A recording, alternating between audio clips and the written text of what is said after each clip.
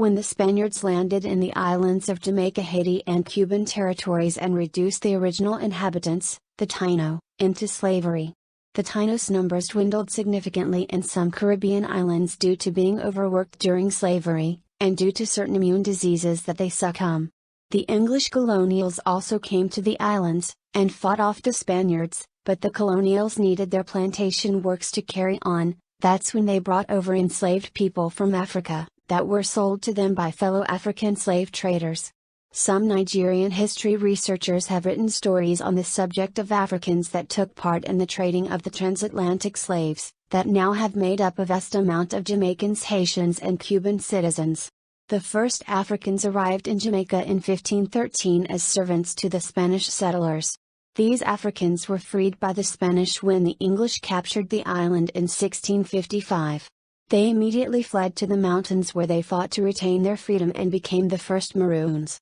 Although the Spanish introduced slavery to Jamaica, the British oversaw its development.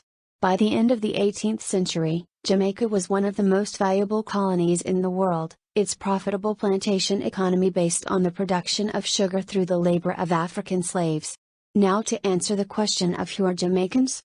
To put it frankly, Jamaicans are people that are born and bred in Jamaica, and absorbed the Jamaican culture.